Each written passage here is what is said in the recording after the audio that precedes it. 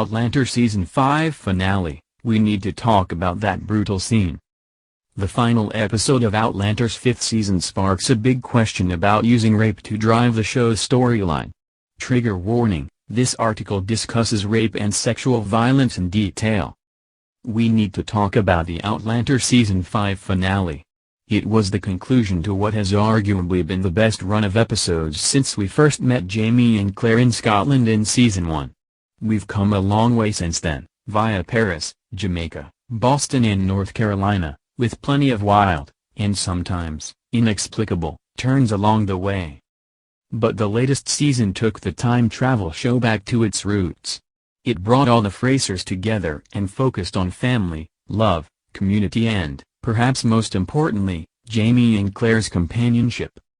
The death of Jamie's godfather, Murdoch, was one of the saddest moments throughout the entire series.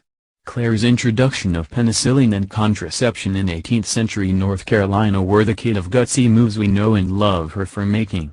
Stephen Bonnet finally being brought to justice by the law in Brianna was a huge sigh of relief. And watching the Frasers adapt to family life on the Ridge, including that picture-perfect wedding, was the kind of wholesome content we all need right now, with a few racy scenes in between, obviously. Heck, we even saw Roger redeem himself. And yet, when it came to the last hurdle, the finale, the show might just have let itself down by reverting to the one trope it seems to always get into trouble over. Outlander has always relied on rape in its narrative. In Season 1, Claire is constantly threatened with sexual violence, but it is Jamie who ends up being imprisoned and repeatedly raped by Blackjack Randall. Season 2 sees Claire having sex with King Louis XV in exchange for Jamie's freedom, while Blackjack rapes Fergus, a young boy, at this point in the story. Skip to Season 4 and Claire's daughter, Brianna, is violently raped by Stephen Bonnet, who is the potential father of her child. And just when we thought the series could finally continue without another distressing rape storyline, Claire is repeatedly raped by a gang of men in the Season 5 finale. The episode, Never My Love, follows Claire after being kidnapped by Lionel Brown and his men. They feel threatened by her newfangled healing methods and want to put a stop to them, but they don't kill her straight away. Tired after days of being held captive and beaten as they travel the road, Claire starts to hallucinate about a time in her future where everyone from her past reunites at a 1960s dinner party. It's incredibly powerful storytelling and we all just want Claire to escape into this gorgeous moment of happiness.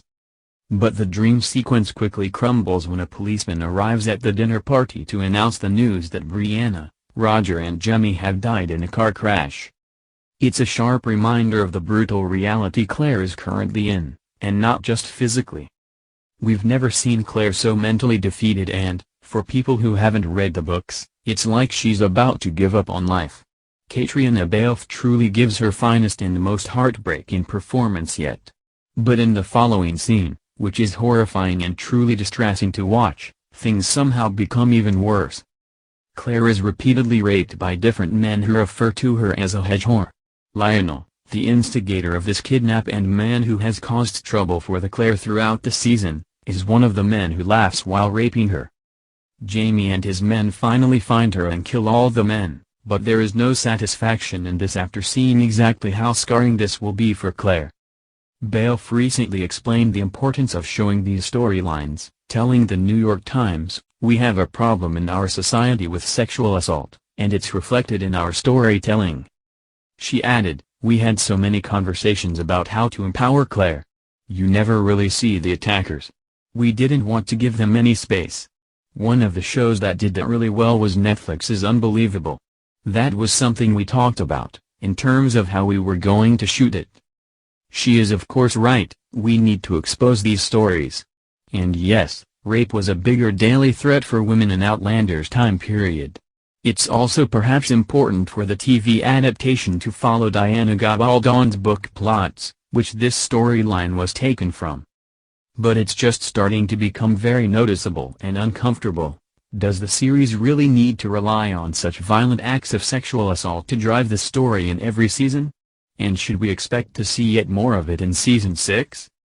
We'll have to wait a while to find out.